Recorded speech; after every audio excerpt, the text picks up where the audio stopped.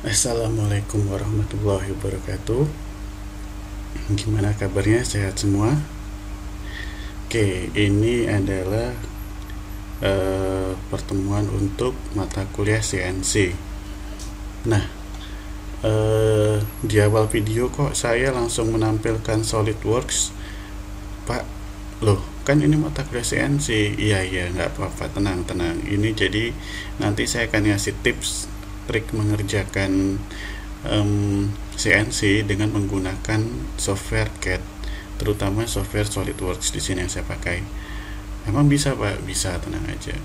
Nanti saya kasih tips dan triknya. Oke, materi minggu ini kita akan belajar tentang face tepi lurus atau side yang lurus dan melengkung. Melengkungnya ada dua, melengkung keluar dan melengkung ke dalam, langsung dalam satu benda kerja. Harusnya ini dua pertemuan, tapi saya padatkan jadi satu pertemuan. Nah, setelah ini nanti akan ada untuk pengerjaan pocket.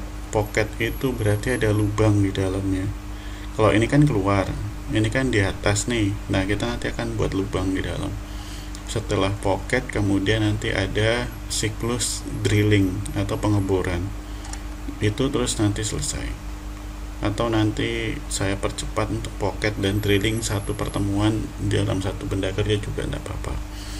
Ya, lihat situasi dan kondisi ya. Kita buat santai aja.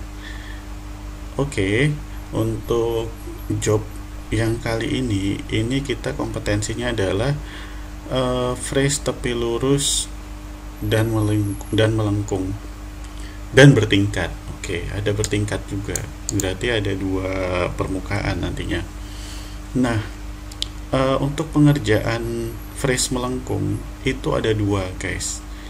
Ada dua cara. Oke, dua cara itu adalah untuk yang pertama adalah cara untuk membuat lengkung keluar dan lengkung ke dalam. Nah, membuat dua lengkungan ini ada dua kode yang bisa kita gunakan. Seperti phrase kemarin, seperti turning kemarin itu ada yang namanya G2 dan G3. Di phrase juga sama, ada G2 dan G3 untuk membuat lengkungan. Bedanya apa, Pak? Oke, kalau G2 itu untuk membuat lengkungan yang searah jarum jam. Kalau yang G3 itu untuk yang membuat yang berlawanan arah jarum jam. Terus contoh gambarnya saya carikan nih. Nah, ini. Nah, ini G2 untuk gerakan searah jarum jam, G3 untuk berlawanan arah jarum jam. Oke. Nah, ini contohnya begini. Ini bukan. Oke, saya lanjutkan lagi penjelasannya. Kemudian baik G2 dan G3 itu ada dua cara juga untuk membuatnya. Nah, ada yang membuatnya dengan menggunakan I dan J. Jadi G2 X Y bla bla bla I dan J, di mana I dan J itu adalah titik pusatnya. Titik pusat dari X dan Y terakhir di sini. Bingung ya? Nanti kita akan kasih contohnya. Oke, terus kemudian yang kedua adalah menggunakan CR, atau kita tentukan radiusnya, center radiusnya berapa? 10 misalkan, berarti radiusnya 10 dari X, Y terakhir. Gitu ya. Bingung, Pak? Langsung contoh aja. Oke, saya kasih contoh langsung aja biar nggak bingung. Oke, contohnya yang job kita aja. Nah, bukan. Ini micro teaching. Oke, ini langsung ke contoh ya. Di sini saya gunakan dua-duanya biar kalian paham. Ada yang saya gunakan menggunakan I dan J 2 dan CR-nya juga 2 biar sama-sama paham. Dan masing-masing juga radiusnya beda-beda. Oke. Yang pertama saya gunakan I dan J. Di sini posisi pahat itu terakhir ada di poin 3. Nah, ada di poin 3 ya. Jadi pahatnya tuh bergerak dari sini ke sini, masih gerakan lurus biasa G1, terus masih dari sini ke sini itu masih G1 juga ini. Terus kemudian dari sini dari 3 ke 4 itu saya gunakan perintah G3 I dan J. Oke. I dan J. Di mana I dan J itu adalah titik pusatnya lingkaran yang akan kita buat. Dan titik lingkaran ini I dan J ini absolut terhadap X dan Y ini. Bukan absolut terhadap 0, 0 di sini ya. Oke. Sekali lagi, I dan J ini adalah X dan Y terhadap absolutnya ini, X dan Y terakhir ini.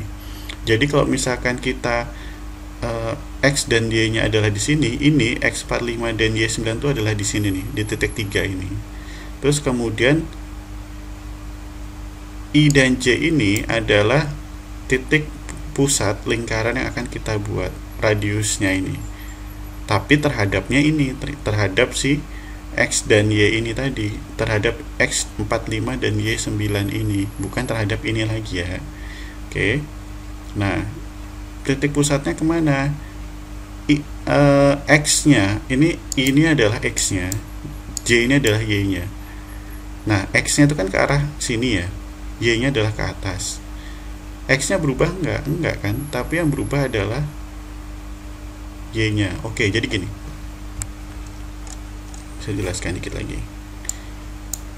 Lingkaran ini, titik pusatnya kan ada di sini ya. Kita lingkaran ini kan seperempat lingkaran. Kalau lingkarannya seperti ini, titik pusatnya kan ada di sini.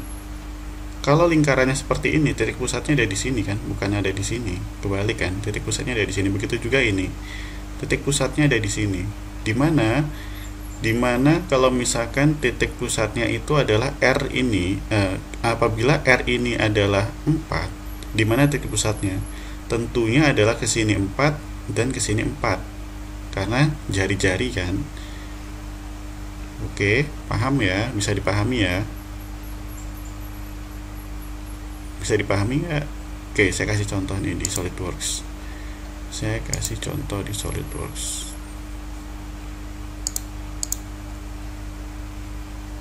Kok malah nggak mau dibuka?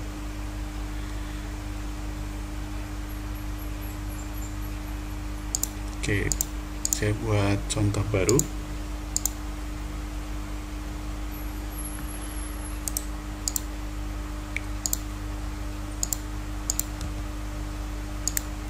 Benda kerjanya ukurannya 50, terus kemudian 50.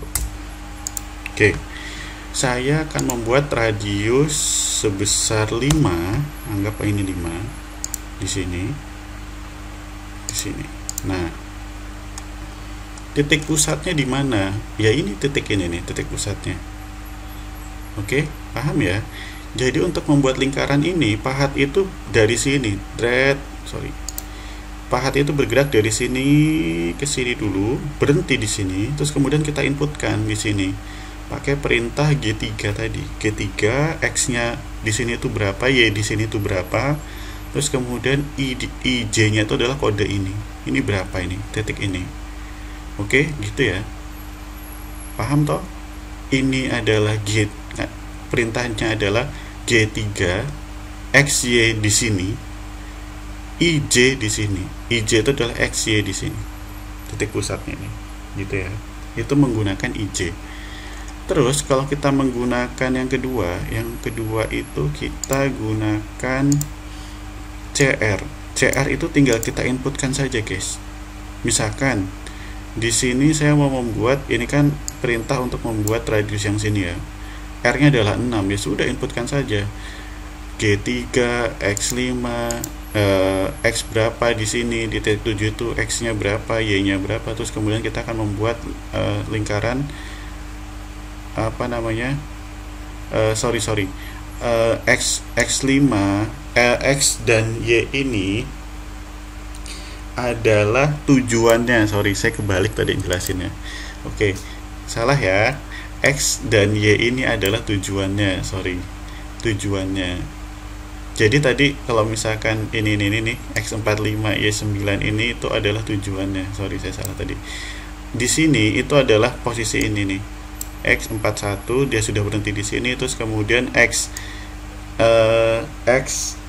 dan Y itu adalah tujuannya. Oke, saya salah tadi jelasin di sini nih. Oke, kita sudah berhenti di sini tadi. Saya ulangi penjelasannya. Tadi pahat sudah bergerak sini, jeret, terus bergerak ke sini, berhenti. Nah, kita inputkan G3 X dan Y tujuan di sini. Terus kemudian I dan J itu adalah titik pusatnya ini berapa. Oke, gitu ya. Dari saya bisa salah jelasin ya. Terlalu bersemangat kayaknya. Oke. Untuk menggunakan CR, baik menggunakan CR atau menggunakan IJ itu sama tujuannya. X dan Y itu adalah tujuannya di sini. Kalau misalkan kita membuat radius di sini, umpamanya misalkan saya membuat radius di sini dan di sini dan di sini, tujuannya adalah kalau kita sudah berhenti di sini tujuannya ya ini titiknya. Kalau kita berhenti di sini tujuannya ya sini, gitu ya, sama ya. Oke, sampai sini paham? Paham. Oke, lanjut untuk pengerjaan yang ini. Nah, lanjut pengerjaan yang atas. Yang atas itu sama, tapi kita gunakan kodenya adalah G2 karena G2 tadi apa? Searah jarum jam. Oke, lihat arah panahnya. Searah jarum jam. Ini kalau saya teruskan kan akan berputar seperti ini ya. Ini juga berputar seperti ini. Kalau saya teruskan akan begini, berlawanan jarum jam. Oke, sepakat ya. G3 berlawanan jarum jam, G2 adalah searah jarum jam. Gitu. Sama seperti tadi. X dan Y ini adalah X dan Y tujuan. Umpama kita berada di posisi 1, berarti X dan Y itu adalah posisi di sini. X dan Y ini. I dan J adalah titik pusatnya yang ada di sini. Kalau lingkaran seperti ini kan titik pusatnya di sini ya. Gitu ya, paham ya? Oke. Gampang. G2 dan G3 itu gampang kok. Nah, ini saya gunakan siklus ini karena untuk membuat yang sini itu kalau tidak saya buang dulu pinggirnya sini, nanti ada sisa di sudut sini. Makanya saya gunakan siklus bukan siklus ini, pembuangan atau pengefresan di tepinya ini supaya di sudut sini hilang. Kalau kalian tidak lakukan ini, sudut di sini masih ada sisa. Itu aja. Ini cuman aja kok untuk menghilangkan tepi yang ada di sini. Gitu. Terus ini masih sama seperti kemarin, cuman saya tambahkan D1 aja, sama aja D1. Ini untuk kompensasi. Terus yang lainnya sama. Itu aja. Nah, yang agak berbeda dari tugas ini apa ya? Nggak ada. Oh ya, saya mau ngajarkan tadi menggunakan SolidWorks, sebelum lupa saya ajarkan begini. Oke. Nah, untuk menggunakan SolidWorks untuk membantu pekerjaan CNC itu ternyata ternyata memudahkan sekali, guys. Caranya gimana? Oke, pertama gambar dulu ya, sesuai dengan job sheet kalian. Kan X nya berbeda-beda ya, job sheetnya kan X nya berbeda-beda. Mana toh ini toh job sheetnya kan berbeda, X nya kan beda-beda. Nah, ini X nya saya tambahkan nih, bagian ujungnya 0 diganti digit kedua dari ujung, misalnya ujungnya 0,30, berarti X nya itu adalah X yang diambil adalah 3 nya ya, bukan 0 nya. Oke. Berarti kalau misalkan 3 berarti 53. Nah, nanti kalian gambar dulu di SolidWorks. modelnya bentuknya seperti sesuai dengan X nya ini base nya ini, kotaknya ini sesuai dengan X kalian. Cara gambarnya gimana, tanya sama dosen CAD nya ya. Oke. Kalau mahasiswa kelas CAD saya nggak bisa gambar ini, udah disalahkan saya. Oke, ini gampang ini gambar ini. Oke Pak, terus gimana caranya? Oke, saya gunakan CAD ini untuk membantu memposisikan titik-titiknya. Caranya gimana? Gini. Nah, yang perlu diingat, titik 0 pengerjaan fresh itu selalu ada di tepi sini kan. Sedangkan titik 0-nya sekarang ini ada di tengah bawah sini loh. Titik 0-nya ini tuh sebenarnya ada di tengah bawah sini nih. Nah, saya akan memindahkan titik 0-nya itu ada di tepi sini. Caranya gimana? Oke. Caranya gini, guys. Fitur sudah dibuat ya, ini buat sendiri loh. Jangan tanya saya caranya gimana. Oke, terus kemudian pilih koordinat sistem. Letakkan di tepi sini dulu. Klik. Nah, terus ini kan masih salah. Arahnya masih salah. Yang salah yang mana? Sumbu apa ini guys? Sumbu Y-nya ya. Sumbu Y-nya salah nih. Saya pindah sumbu Y, pilih sumbu Y, klik. Terus arahkan kemana? Arahkan ke sini kan. Nah, sudah. Tapi kebalik, Y-nya tuh kok ke belakang, bukan ke sana. Klik ininya aja. Ini, klik ini, sorry. Klik ini, udah. Selesai kan? Benar. X ke sana, Y ke sana, Z ke atas.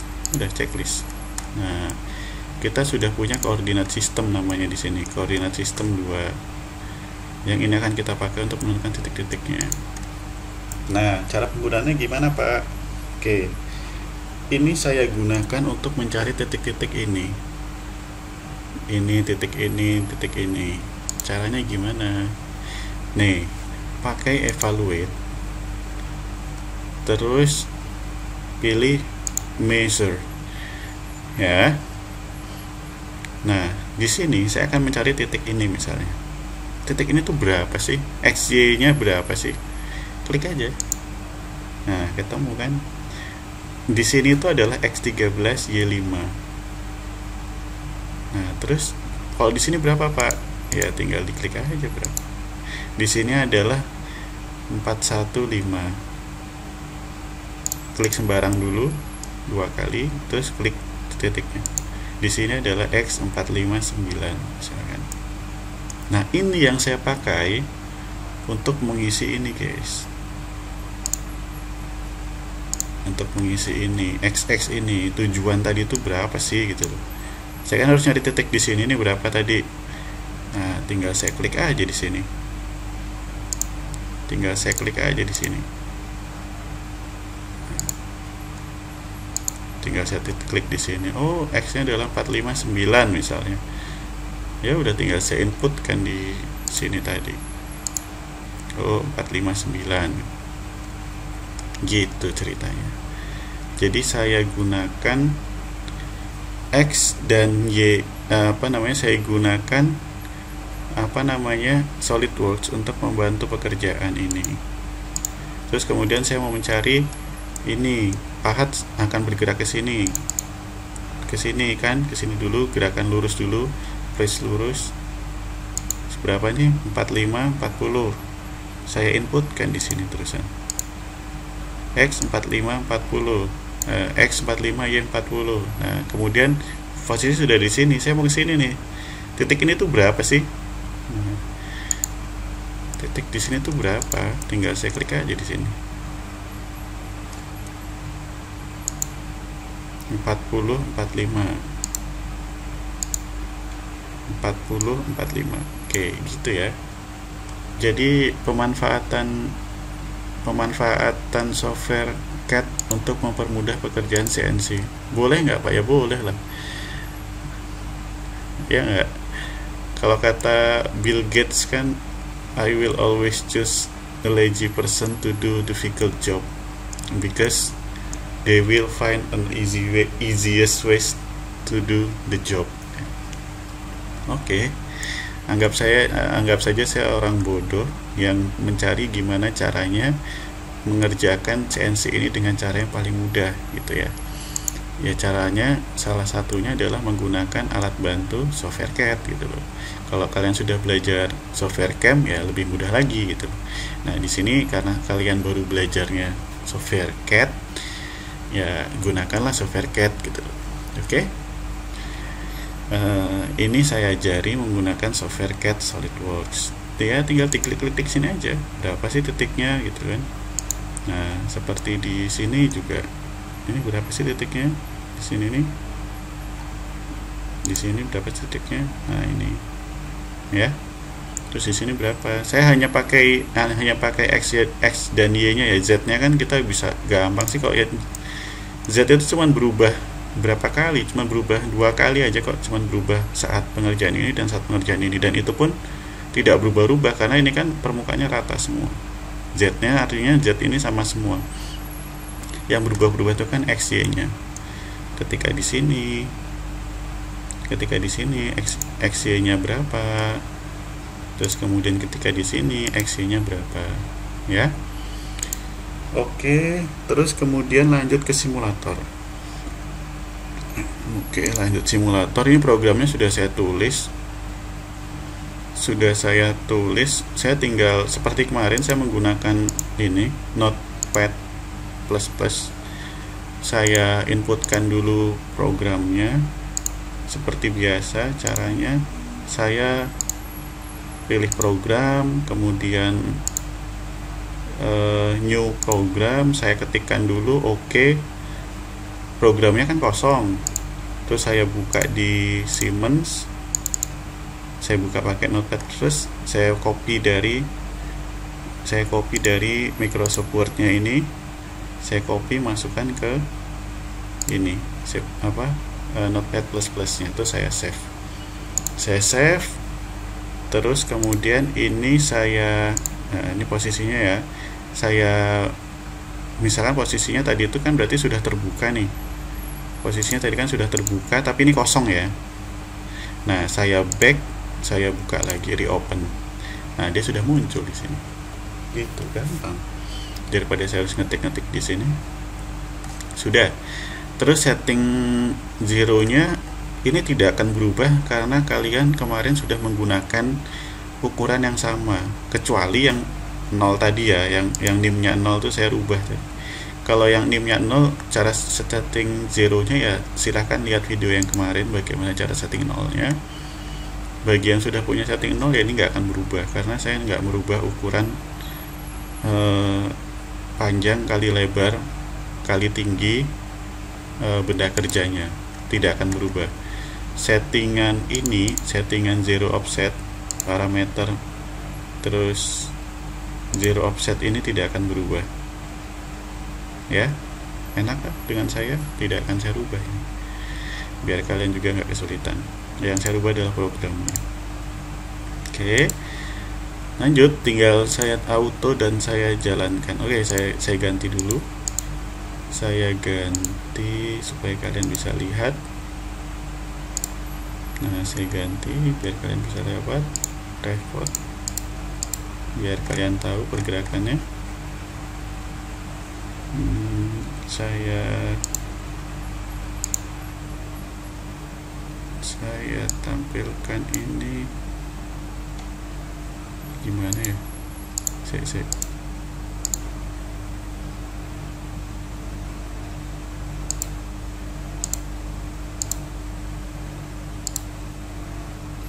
kok saya lupa sih cara menghilang. Oh ini, sorry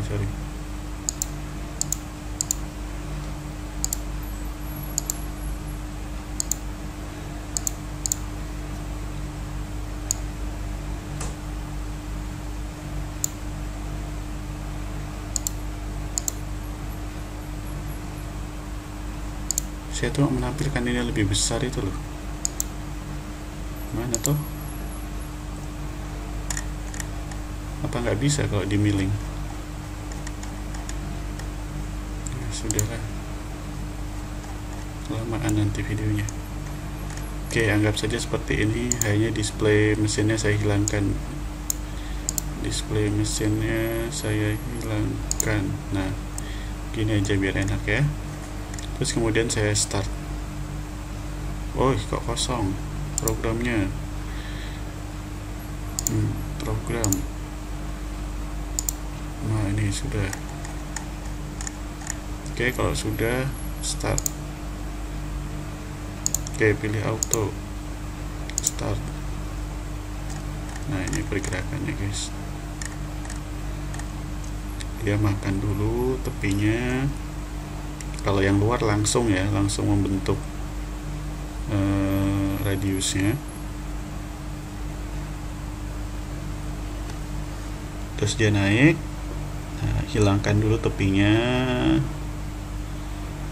Ini rata dulu. Nah, ini baru membuat radiusnya. Set 2 3 4. Oke, hasilnya begini. Ini grafiknya yang jelek ya, gitu ya, kelihatannya kayak nggak rata, pada rata kok ini asli. Nah, yang terpenting lagi kalau kita mengerjakan job. Nah, ini yang juga penting dalam mengerjakan job. Nah, terutama untuk mengerjakan lingkaran yang pengerjaannya itu adalah apa ini namanya, sudutnya itu di dalam ya. Kalau ini kan di luar, ini ke dalam gitu. Nah, untuk pengerjaan sudut ke dalam ini kita harus lihat radius berapa dan tool diameter berapa yang kita gunakan. Misal gini deh, R6 bisa nggak kita gunakan tool dengan diameter lebih besar dari 12? Mungkin nggak? Nggak mungkin kan? Dia tidak mungkin membentuk radius R6 dengan apa namanya, dengan tepi di sini dan di sini ketika kita menggunakan tool lebih besar dari 12. Maksudnya gimana sih Pak? Gini loh maksudnya. Nih saya contohkan lagi pakai SolidWorks ya. Oke, saya ulangi nih. Saya akan membuat ini 12 berarti diameternya. Oke, saya trim. Nah, gini dia.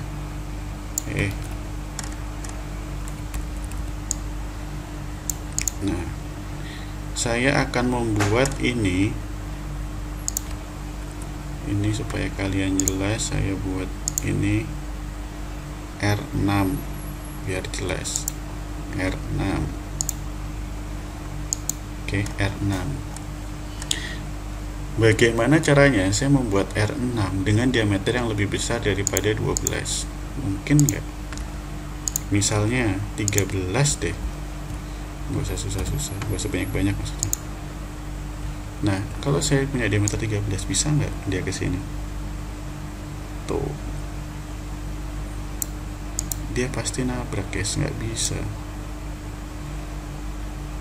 Atau ada bagian yang nggak tersentuh nanti. Atau ketika dia mendekati sini, bagian pinggirnya akan terpangkas. Nah, artinya kita harus melihat ketika radius ini maksimal adalah tool yang kita gunakan adalah 2 kali radius.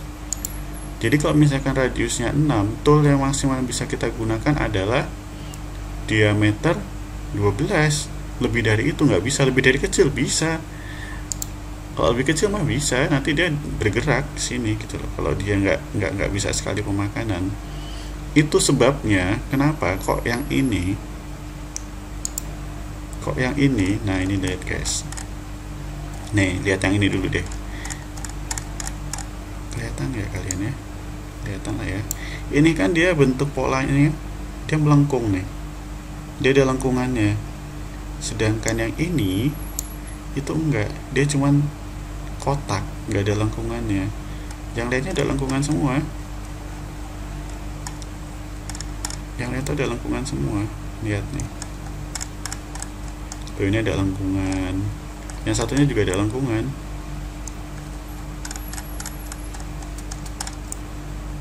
Tuh ada lengkungan. Kenapa yang ini enggak? Ya karena si pahat ini hanya cuman perlu masuk sekali, tidak perlu gerakan melengkungnya itu. Jadi si pahat ini kan, si end mill ini ukurannya 12 diameternya. Jadi dia itu cuma perlu masuk sekali nih, dia itu cuma perlu masuk sekali ke sini, set, des, udah langsung jadi. Dia cuman ke situ aja, cuman masuk, des, gini, keluar, sudah. Tidak perlu gerakan yang set melengkung gitu, nggak perlu gerakan yang melengkung begini. Tapi si pahat cuma masuk set, terus langsung terbentuk R6, karena ya memang sudah diameternya pahat ini sudah 12, jadi itu pasti R nya 6 langsung, tinggal masuk set, jadi keluar ke sini. Nah itu, jadi kita memilih pahat itu juga melihat ketika kita pengerjaan radius, ya nggak boleh pahatnya lebih besar dari 2 kali R nya, atau tidak boleh lebih besar, yaitu tadi 2 kali R diameter jadinya. Gitu ya guys, itu yang penting. Jadi misalnya nanti ketika saya buat diameter atau radius ke dalam ini R nya 4, berarti tool maksimal, diameter maksimal yang bisa kita gunakan adalah diameter 8, pintar. Kalau R nya 2, diameter maksimal tool yang bisa kita gunakan 4, benar. Oke, gitu ya, hanya itu aja kok. Oke, silahkan dikerjakan. Saya hanya tadi mau menjelaskan ini aja, penggunaan G3, G2. Saya review lagi, kalau G3 itu adalah untuk yang berlawanan jarum jam seperti ini berlawanan jarum jam. G2 untuk yang searah jarum jam. Terus kemudian ada 2 cara, baik G3 dan G2 untuk membuat lingkarannya, bisa menggunakan IJ, bisa menggunakan CR. Oke, X dan Y ini adalah titik tujuannya. Sebelumnya kita pasti sudah berhenti di sini, misalkan kalau mau ke sini, ini adalah tujuannya. Kalau berhenti di sini, tujuannya adalah ini, gitu ya. Itu aja. Silahkan dikerjakan. Kalau ada yang bingung, silahkan tanyakan ke Mas Rizky atau ke saya, silahkan. Kalau yang, Pak, kok saya nggak bisa pakai ini, sering kejadian. Ternyata banyak yang tanya, Pak, tool saya tidak bisa ganti, tool 2 juga nggak bisa. Oke, kalau sudah ada pertanyaan gitu, langsung aja guys, langsung aja Pak install ulang. Langsung install ulang softwarenya ya, software Swansoft-nya. Nggak perlu tanya lagi ke saya, Pak, kok tool saya tool 1 nggak bisa, tool 2 nggak bisa, tool 3 nggak bisa. Oke guys, langsung install ulang Swansoft-nya. Oke, itu aja dari saya. Kalau ada pertanyaan silahkan ditanyakan. Kalau ada yang bingung silahkan ditanyakan. Tetap di rumah aja, sudah mau lebaran. Wah, ini saya ngasih tugas ini, nanti kalian lihatnya ini udah di puasa terakhir nih guys. Oke, nggak apa-apa, semoga kalian tetap semangat. Materi yang belum terkejar nanti berusaha kita kejar. Untuk UASnya gimana Pak? Wah, ini UASnya gimana ya enaknya? UASnya gimana? Nanti kita pikirkan lagi deh, UASnya mau gimana ya. Saya nggak mau mempersulit kalian lah, intinya kondisinya sedang sulit, saya tidak mau menambah kesulitan kalian. Kita buat ya senyaman untuk semuanya. Oke, sekian dari saya akhiri. Wabillahi taufiq wal hidayah. Wassalamualaikum warahmatullahi wabarakatuh. Tetap di rumah, tetap jaga kesehatan, selamat menjalankan puasa hari terakhir. eh gitu aja ya guys. Dadah.